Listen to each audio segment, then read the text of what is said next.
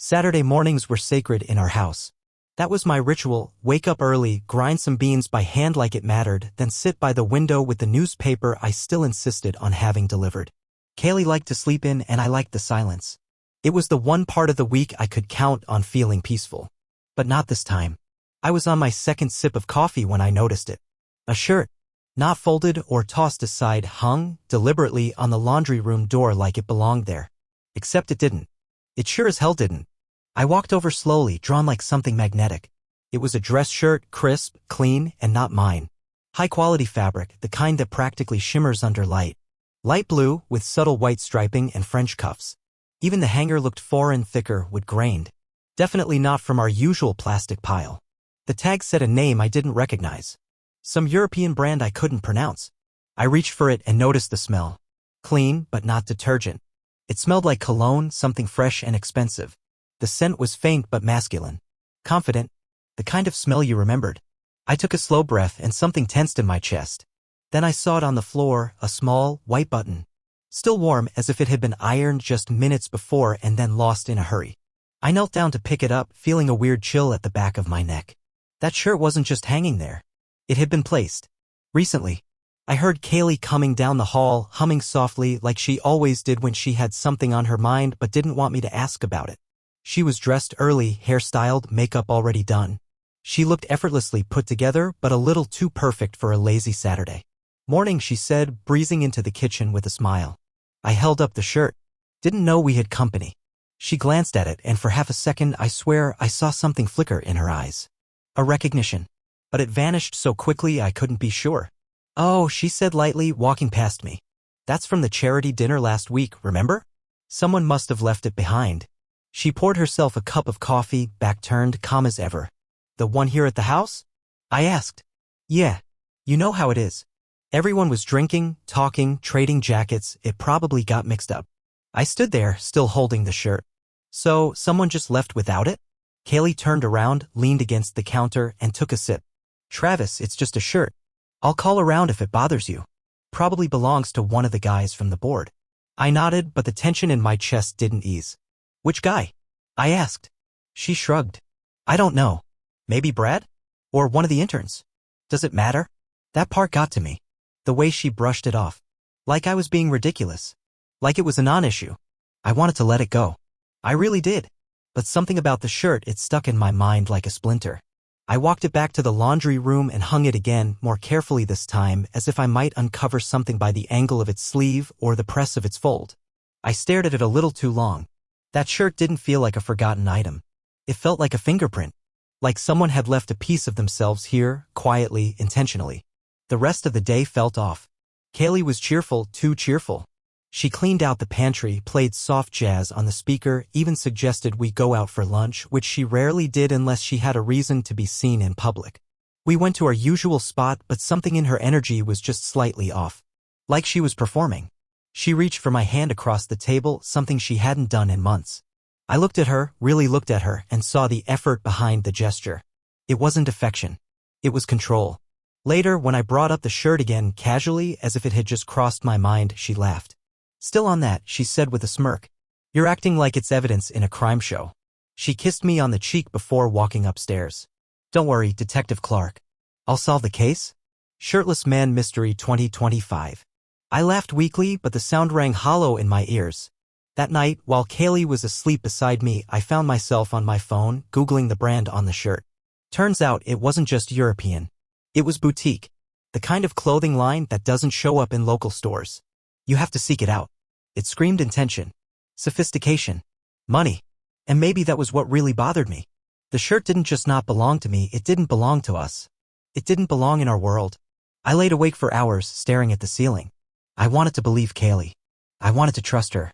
We'd been married almost 7 years, and sure, things had settled into routine, but we were okay, weren't we? That's what I'd always told myself. But that shirt, it whispered something I didn't want to hear. After that morning, nothing looked the same. Not Kaylee, not the house, not even the life we'd built together. I couldn't unsee the shirt. Couldn't unsmell the cologne. It lingered like smoke after a fire. Subtle but persistent. I told myself to drop it. I really tried. but it was like my brain had been given permission to revisit every moment I'd filed away as normal, and now they played differently, out of tune. My memories weren't just rewinding, they were rewriting themselves. Take the balcony, for instance. Our bedroom has a little one off the back. Nothing fancy, just enough space for 2 chairs and a view of the neighbor's oak tree. Kaylee had started using it a lot. She'd take her phone and step out there, always saying she needed fresh air or was just checking in on something for work. It never bothered me before, but now, I noticed how often it happened, and how quiet she tried to be while she was out there. Once or twice, I even saw her glance back through the glass door, like she was making sure I wasn't listening. She wasn't giggling or whispering or anything that obvious. She just looked intense, her face soft but focused, like whoever she was texting had her full attention. More attention than she gave me lately. I started noticing the timing, too. Right after dinner, right before bed. Moments that used to be hours now carved away bit by bit. And then there were her errands. Kaylee had always been precise. Hair pinned, blouse tucked, lipstick on, even just to grab groceries. Lately, she'd return from quick runs, looking almost rattled. Not a mess exactly, just off. Her blouse clung more than it had when she left. Her hair would be pulled out of its clip, the ends curling with sweat. And she'd always seemed distracted, like her body had arrived before her mind did. One afternoon she came back with a coffee I didn't recognize. Not her usual brand, not her usual cup. I asked if she stopped somewhere new. Yeah, she said, too fast. That little place on 4th. Just needed something strong. But the shop on 4th had been closed for renovations for weeks. I knew that because I'd driven past it on my way to work every day. That night, she curled up next to me on the couch with her feet tucked under my leg, something she hadn't done in ages. She laughed at a movie she wasn't really watching and kept glancing at her phone when she thought I wouldn't notice. I caught the reflection of a name on the screen once, too fast to read. But it wasn't anyone from work. Not anyone I recognized. That's when the doubt really took root. Not just in my mind, in my body. I could feel it, in the tightness of my chest, the heaviness in my gut. But I still didn't say anything. I was ashamed of the thought that maybe, just maybe, my wife was cheating on me. Felt like admitting failure, like saying I'd lost control of my own life. Instead, I told myself we were going through a phase, a rough patch. Everybody does, right? Maybe we were just drifting a little. Maybe I'd been too busy with work, too tired, too predictable. I wondered if I'd let things go, if I'd gotten lazy in love. I started overcompensating. Brought her flowers one Tuesday, no reason. Took her out for dinner that weekend. Even though I hate eating in places where the servers know your name. She seemed to appreciate it, but in a distant way. Like someone nodding politely at a stranger's good deed. One night, we were sitting on the back deck, drinking wine. I looked at her, really looked, and asked, "Are you happy?" She blinked, caught off guard. "What kind of question is that?" "A real one," I said. "Just wondering." She smiled. "Of course. Don't be weird." But I noticed the way her hand tightened on the glass. How her eyes darted toward her phone again. A week later, something happened that I didn't even catch at first. We were arguing about something stupid, dishwasher settings, I think. Tension was high, and in the middle of her rant, she snapped, "God, Derek, you never."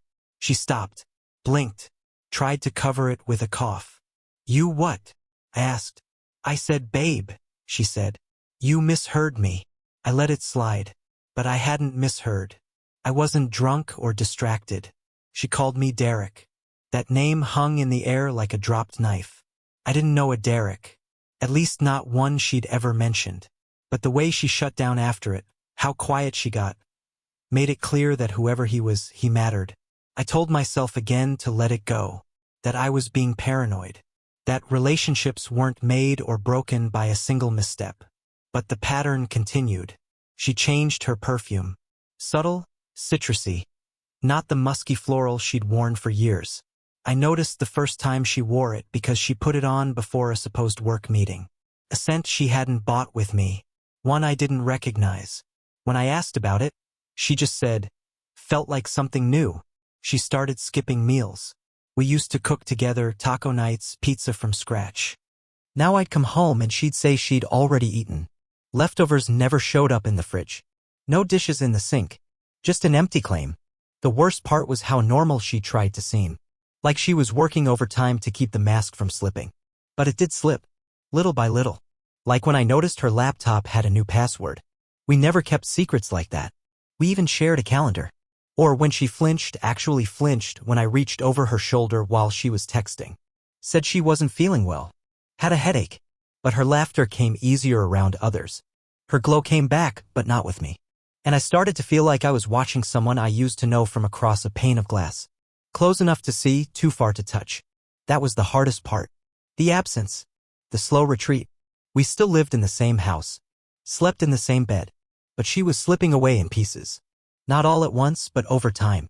Like water draining from a cracked pitcher. And I hadn't noticed until it was nearly empty. One night I stood in the bathroom brushing my teeth and I looked in the mirror and asked myself, out loud, what are you pretending not to know? The answer came like a whisper I didn't want to hear. Everything. It was just supposed to be a quick check. The brakes on Kaylee's car had been squeaking for a few days, and even though she insisted they were fine, I didn't like the sound. I told her I'd take a look before her trip. She was heading out of town for a weekend leadership retreat with her team. I'd offered to drive her, but she said no, said she needed the independence. I didn't argue. The afternoon was cloudy, the kind of gray that makes everything feel heavier. I grabbed my tools, knelt by the front wheel, and got to work. After I'd removed the tire, I reached into the glove compartment to grab the insurance card, something I always check while doing maintenance. That's when I saw it. A small, black zippered pouch. I'd never noticed it before. It was tucked back behind the manuals and spare napkins. Curiosity got the better of me. I opened it. Inside was a flash drive. Just a basic one, no label, no markings. I almost put it back. Almost. But something in me said no. Look. I wiped my hands, went inside, and plugged it into the old laptop we kept in the den. My heart thudded in my chest like a warning bell. I sat there for a second, staring at the screen, cursor hovering over the only folder on the drive, cabin trip. One click. Then another. And there it was. Photos. Dozens of them. Taken at a remote cabin somewhere in the woods, somewhere I'd never been. A place she never told me about. And Kaylee was in every one. She looked radiant. Relaxed. Her hair was loose, her cheeks flushed from sun or wine or both. She wore that green sundress, the one she'd told me she packed for her team retreat. But she wasn't with her team. She was with a man I'd never seen before. He was tall, clean-shaven, with a sharp jaw and confident eyes. A few years older than me, maybe. In one photo, she sat in his lap on the porch, a glass of red wine in her hand, laughing like nothing had ever hurt her. In another, they shared a meal at a candlelit table, heads bent close, clearly lost in each other. Then came the one that broke me. They were under a tree. Mid-kiss. Her hands on his chest. His arm wrapped around her waist like he'd known her for years. The timestamp said it all. That same weekend she'd left, saying she'd be off the grid and couldn't answer her phone. Said she was doing workshops and group bonding. I'd even send her a good luck text. She responded late, thanks, babe. Talk soon. With a heart emoji. She'd been here. With him. My breath caught in my throat. I clicked through more photos, each one feeling like a punch. Her head on his shoulder. Her feet in his lap. A close-up of her smiling with her eyes closed, clearly snapped while she wasn't looking. They were an asterisk mate. Comfortable. Like a couple. I checked the file info. All the pictures had been taken over 3 days. That wasn't a fling. That was a getaway. A private vacation with someone who wasn't me. The edges of my vision blurred. I sat back, hands trembling, unable to process what I'd just seen. This wasn't a suspicion anymore. This was truth. Undeniable. Tangible. It had a date, a location, a face. I felt still. Too still. Like the world had paused to let me feel the full weight of the blow. The room was quiet except for the hum of the laptop fan. Outside, a bird chirped once and then went silent. I don't know how long I sat there. 5 minutes. Maybe 20. When I finally stood, my knees almost gave out. I ejected the flash drive, zipped it back into the pouch, and returned it exactly where I'd found it. I finished the brake inspection like nothing had happened, my hands moving automatically. That evening, Kaylee came home early from work to pack. She was humming as she moved through the bedroom, throwing things into her suitcase.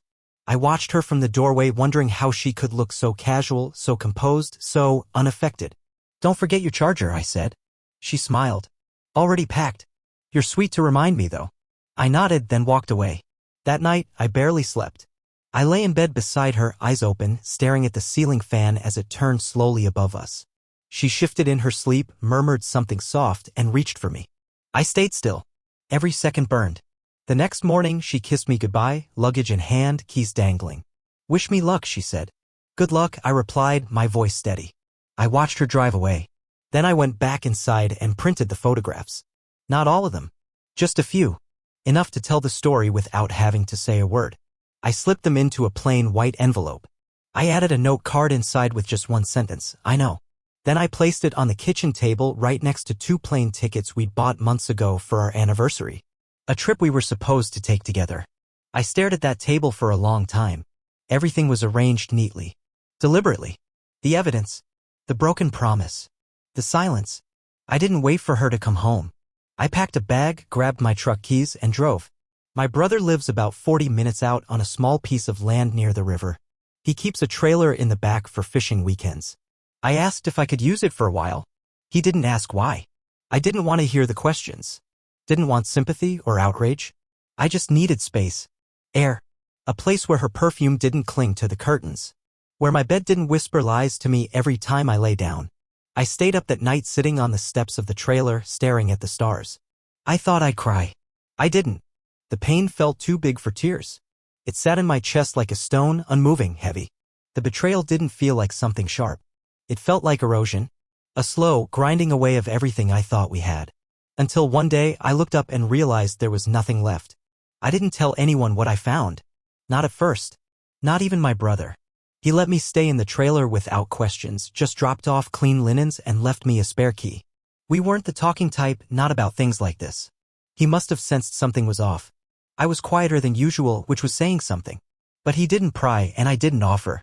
The trailer was small, just a bed, a narrow counter, a mini fridge. No TV. No distractions. At night, I listened to the hum of cicadas and the occasional bark from a neighbor's dog. It was peaceful if you didn't count the chaos in my head. On the second morning, I drove into town and printed 3 more photos. The clearest ones. Kaylee and him under the tree. The wine glass toast. The porch moment. I placed them in a new envelope along with the flash drive. I didn't want it near me anymore. Holding onto it felt like holding onto rot. Then I went back to the house. It was quiet when I pulled into the driveway. Her car wasn't there. Maybe she was still driving back from wherever she'd really gone. Or maybe she'd taken a detour. The idea twisted in my gut, but I pushed it down. Inside, everything looked the same. That was the part that stung the most. The couch pillows still had the slight indent where she always sat. Her sandals were by the door, like they were waiting for her. The kitchen still smelled faintly of her coconut shampoo. Why? I didn't know. Maybe the air just held onto things longer than people did. I walked to the table and laid the envelope down. Beside it, I placed the 2 plane tickets. Our anniversary trip. I stared at them for a while. Paris. A dream destination. We talked about it on and off for years, always saying someday. I finally pulled the trigger 6 months ago. Booked the flights, made the reservations. Told her over dinner and watched her eyes light up. It was a good night. I remember that clearly. One of her last, maybe. She cried a little. Hugged me across the table. Said she couldn't believe I did that for us. I wonder now if the tears were guilt. I didn't write anything else. No letter. No explanation. The photo said enough. The ticket said the rest. I left my house key on top of the envelope. Then her charger, the one she always lost. She'd asked me to keep it in the drawer so she wouldn't forget it again. Funny, the things that stay in your head. I walked out the door, closed it gently behind me, and didn't look back. It wasn't revenge. It wasn't dramatic. It was quiet. Measured. Intentional. Let her sit with it. I spent the rest of that day driving. No destination. Just followed back roads until I ran out of sunlight. I stopped at a roadside diner when my stomach started to protest. Sat in a corner booth and ate a sandwich I couldn't taste. I thought maybe I'd feel lighter. I didn't. Not yet. When I got back to the trailer, I took a hot shower and fell asleep fully clothed on top of the blanket. I dreamed of nothing. Woke up to silence. That afternoon, I turned off my phone. I didn't want to hear her voice. Didn't want to read her words. Whatever she had to say, it wouldn't be enough. 3 days passed before she showed up. I was sitting on the porch steps, drinking warm beer from a bottle. The air was thick with summer heat, and the bugs were out in full force. I saw her car pull in slowly, like she wasn't sure she was allowed. She got out wearing jeans and a pale blue top I remembered from last spring. No makeup. Her hair pulled back. She looked younger, or maybe just stripped down, like something had been peeled away. She stood by the car for a long moment, then walked toward me with hesitant steps. A brown envelope in one hand, a notebook in the other, the old leather-bound one she used to write in when we were dating. "Hey," she said, voice small. I nodded once. Didn't say anything. She stood at the base of the steps, looking like a kid about to ask for a favor she didn't deserve. "I didn't know if you'd still be here," she said. I raised an eyebrow. "Where else would I be?" She swallowed. "I went home, saw the photos, the tickets." I took a slow sip of beer. "I don't know what to say," she added. "But I wrote something." She held out the notebook and the envelope like offerings. I didn't move. "I'm not here to beg," she said quickly, "or defend myself. I had to explain. For me." Still, I said nothing. I didn't trust my voice. She set them down on the step beside me.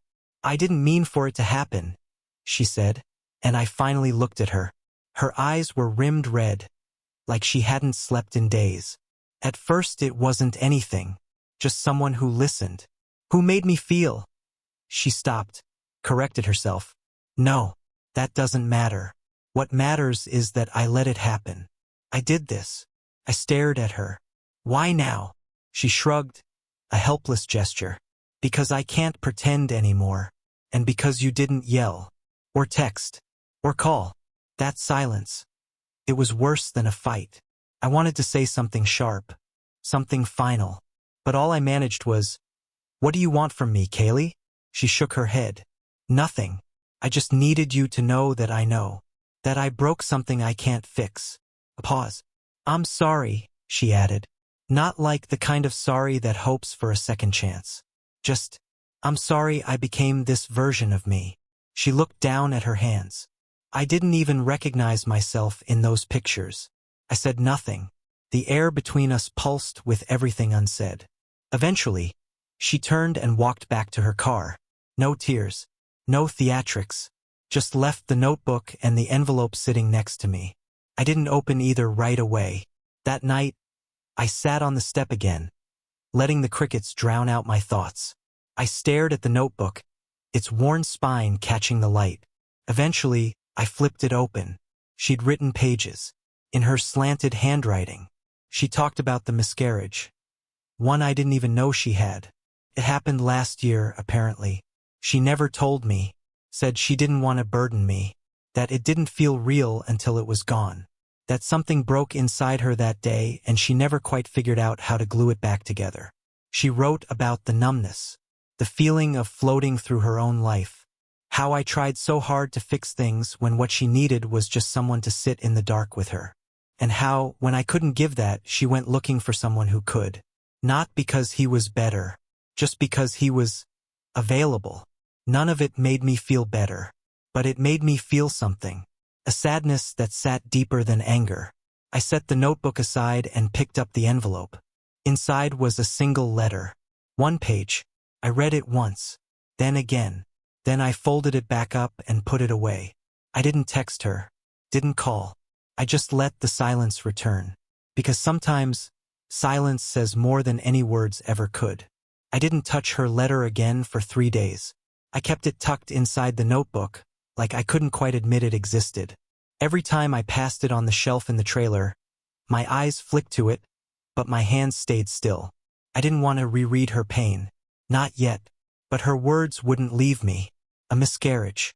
One she carried alone. One she buried in silence, right in front of me. And I, oblivious, dumb, naive, had gone on with life as if nothing had shifted in our world. It made everything more complicated. Not less painful, just harder to hate. I went for long walks by the river that week. I needed space from the trailer, the photographs, the thought of her face crumpling as she wrote. I didn't even know what I was looking for. Solace? Forgiveness? A sign? The first time I walked past the tree line where the water bends, I remembered something I hadn't thought about in years. It was the spot where Kaylee and I had taken our first real trip together. We came out here with nothing but sandwiches, a blanket, and one of those cheap instant cameras. She'd made fun of the bugs. I teased her about her sunscreen obsession. We'd laughed for hours, doing nothing and everything at once. That day felt like another life now. Back at the trailer, I finally opened the notebook again. The letter inside was thin, just a single page on cream stationery. Her handwriting was neater than usual, like she'd taken extra care. I unfolded it slowly. Travis, this isn't an apology. Not in the way you want. I can't undo what I've done. I can't ask for something back that I so willingly broke. But I want to tell you something real, maybe for the first time in a long time. I lost something last year. It was ours. It was mine. It was gone before I could make sense of what it was. I didn't tell you because I didn't know how to grieve out loud. I couldn't bring myself to say the words, so I let the silence grow between us until it swallowed me. The numbness took over. I walked through our home like a ghost, trying to find myself in your eyes and failing every time. Not because you failed me, but because I had already stopped seeing myself. And when someone else came along and noticed the version of me I used to be, I mistook that attention for salvation. It wasn't. It turned into something else. Something I never planned, never truly wanted. And by the time I realized what I'd done, I was already gone. You didn't deserve that. You didn't deserve any of it. But I didn't know how to stop the unraveling. I was ashamed. I still am. I'm not asking for you to understand me. I just want you to know that I finally understand myself. And I don't like who I've become. Please keep the notebook. It's yours more than mine. Every page was written during the years you loved me better than I knew how to love back. Kaylee. I read it once. Then again. Then I folded it slowly and placed it back inside the notebook. There was a strange calm after that. Not peace. Not closure. But quiet. For the first time in weeks, I didn't feel like I was bracing for the next blow. Instead, I sat there for hours, letting her words wash over me. I thought about the nights she cried in the bathroom with the door closed, the mornings she stared at her reflection too long, the way her smile had dimmed without explanation. She'd been drifting before I ever noticed. The affair was just the symptom. The disease started long before that. And that realization made me feel like I'd failed too. I didn't cause her choices, but I'd been asleep at the wheel. We both had. I didn't tell anyone about the letter. Not even my brother, who by now had stopped pretending everything was fine. He brought me beers in a cooler and left without a word. He knew better than to ask. I returned to the house once more, not because I wanted to see her, but because I needed to gather the last of my things. The air felt stale inside. Her scent still lingered, but it was fainter now, like a ghost learning how to disappear. On the kitchen counter, I noticed something new. A tiny ceramic bird we'd bought years ago on a trip to Asheville. It used to sit on the bedroom windowsill. Now it was here, facing the door. A goodbye gesture, maybe? Or a peace offering. I ignored it. Instead, I grabbed my guitar, a few books, and an old hoodie from college that still somehow smelled like laundry day and early autumn. Things that made me feel like myself again. I didn't linger. Back at the trailer, I started writing. Not to Kaylee. To myself. I wrote about who I used to be. Who I thought I was. The man who could fix things with logic and effort. The man who thought love was about showing up, staying steady, working the problems. But some things don't get solved. They break. Quietly. Over time. And by the time you notice, they're dust in your hands. One night, I fell asleep on the deck, notebook on my lap, stars overhead. I dreamed about a child I never met. A tiny laugh. A voice calling out from across the river. I woke up with tears on my cheeks and didn't wipe them away. A few days later, I opened Kaylee's notebook again. Not to reread the letter, but to see what came before it. The pages were filled with observations. Memories. Bits of our life written in her voice. Some joyful. Some broken. I loved the way he made coffee, one line read. Like it was a sacred act. Another, I miss kissing him without thinking. When did that start to feel like an appointment? Further down, near the end, I wanted to tell him about the baby. I even rehearsed it. But I looked at his face and all I could see was disappointment. So I swallowed it. I closed the book. The thing about betrayal is it never starts with malice. It starts with distance. With 1,000 tiny moments of misconnection. And then one day, someone finds warmth in a place they shouldn't have looked. I don't forgive her, but I see her now. More clearly than I ever did when we were together. It had been almost 2 weeks since Kaylee dropped off the letter. I hadn't heard from her since. I thought that would be the end of it. that she'd fade out, just a shadow behind a door I'd already closed. But one morning I got an email. Not from her. It was from him. The subject line read, "You should know the whole story." For a long time I just stared at the screen. I thought about deleting it. I didn't need more drama, more explanation. But my hand moved on its own. I clicked. The message was short. He said he didn't want trouble, but he felt manipulated too. That Kaylee had told him I was checked out. That I'd been emotionally distant for years. That I was rich, not true. And that she was staying with me for financial security. She said she was just using you as backup, he wrote. That I was the one she really loved. But you were safer. Attached was a **T of one of their chats. I didn't want to look. But I did. Her words were like acid. He still thinks we're trying. It's almost cute. Once this trip is over, I'll figure out how to end things. Just need him to keep covering the mortgage until then. And then, another photo.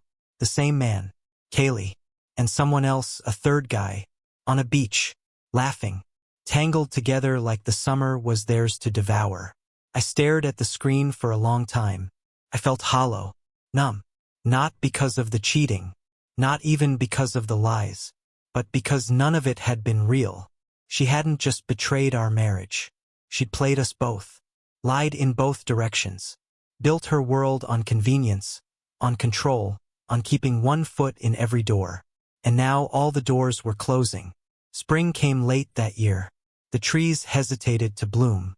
The wind clung to winter like it didn't want to let go. That's when she showed up again. One last time. I heard her car before I saw her. She didn't knock, just waited at the edge of the clearing near the trailer, holding something in her hand. A manila envelope. She looked smaller than I remembered. I stepped outside but didn't say a word. She held it out. "This is the last one. I swear." I took it, nodding once. No anger. No softness either. "I'm not trying to make you forgive me," she said. I needed to say goodbye." She looked around at the quiet woods. "This place is peaceful. I'm glad you came here." I didn't respond. She turned to go, then stopped. "I can't fix who I became," she said, voice barely audible. "But I know now that I can't keep living through damage. Or lies. Or anyone else's eyes." And then she walked away. I sat on the steps after she left and opened the envelope. It wasn't a letter. Just a single sentence, scrawled in pencil.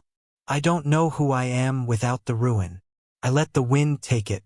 The paper slipped from my fingers and floated into the lake behind the trees.